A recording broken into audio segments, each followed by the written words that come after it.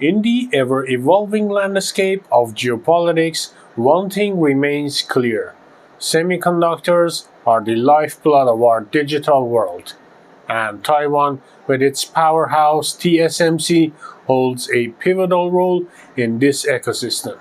But if you think Taiwan's influence begins and ends with TSMC, you are missing the bigger picture. In this video, we untangle the intricate web of global supply chains and reveal the strategic maneuvers shaping the future of technology and international relations. The semiconductor supply chain isn't just massive, it's a global colossus involving over 9,000 companies. Each player in this network specializes in a specific piece of the puzzle, from raw silicon sourced in North Carolina to cutting-edge laser tech from California and lenses from Germany. Every component is crucial to the final product. While Taiwan may be the most visible part of this machine, it's just one cog in a system that's both impressive and alarmingly fragile.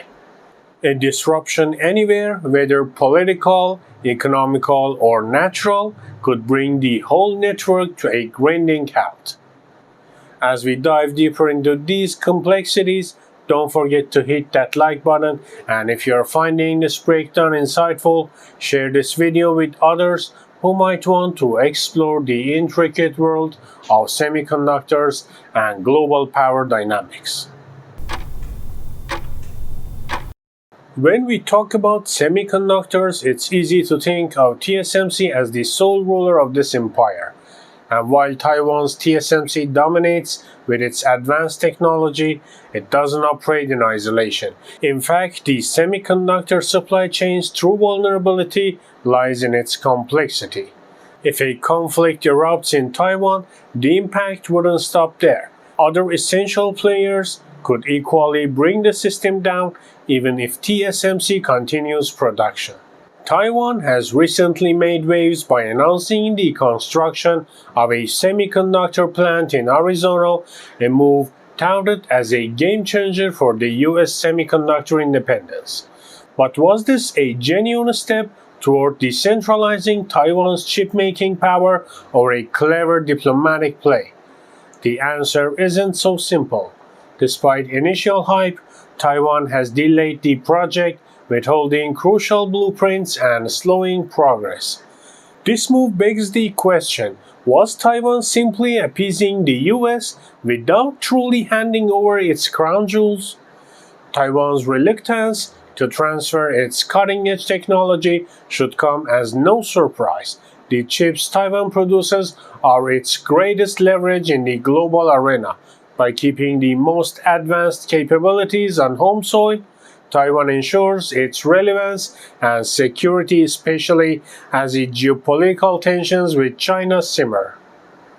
While Taiwan's dealings with the US are tinged with caution, its partnership with Japan tells a different story. Japan, home to the world's second-largest navy, has emerged as a crucial ally.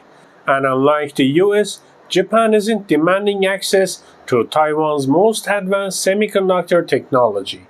Instead, they seek chips for their automotive sector, less advanced but no less vital to their economy.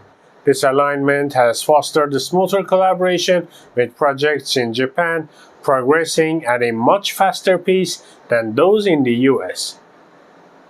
Through these strategic ties, Taiwan not only strengthens its economic position, but also secures military and geopolitical support. What do you think? Is Taiwan's cautious approach with the US a smart move, or could it backfire in the long run? Drop your thoughts in the comments below. I'd love to hear your take on Taiwan's strategy. As the US seeks to wean itself off Taiwanese chips, Intel has emerged as a key contender. Armed with cutting-edge technology from Dutch firm ASML, Intel is constructing a semiconductor fab in Columbus, Ohio that could rival TSMC's capabilities. But will it? Semiconductor manufacturing is notoriously complex, and Intel's ambitious timeline may prove overly optimistic. Even under the best conditions, it'll take years for Intel to produce the advanced chips the US military and tech sectors crave. The elephant in the room is, of course, the ever-present risk of conflict between China and Taiwan. If tensions boil over, the impact would be catastrophic, not just for Taiwan, but for the entire global tech ecosystem. A disruption in East Asia's semiconductor production would ripple across industries worldwide, from consumer electronics to automotive manufacturing. But military innovation isn't as simple as it seems. Japan, with its powerful navy, would likely take the lead in any response, stepping in even before the US could mobilize. This makes Taiwan's semiconductor collaboration with Japan even more crucial, not just for economic reasons, but for military strategy as well. Caught between great powers, Taiwan has to walk a fine line. On one hand, it uses its semiconductor industry to win political and military support from the US and Japan. On the other, it's careful not to give away too much. By stalling on technology transfers to the US, Taiwan ensures that its chip-making capabilities remain a bargaining chip in international diplomacy. Meanwhile, its cooperative projects with Japan offer a more genuine alignment, helping Taiwan diversify its alliances in an increasingly uncertain geopolitical landscape. The relationship between Taiwan, the semiconductor industry, and global geopolitics is a high-stakes game where every move matters.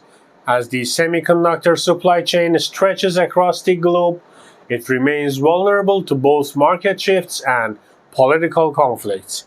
And Taiwan, despite its small size, holds enormous power in this global system. By carefully balancing alliances with the US and Japan while safeguarding its technological edge, Taiwan ensures it remains a key player on the world stage. In the coming years, the future of technology, economics, and even military power will be shaped by how Taiwan navigates this precarious position.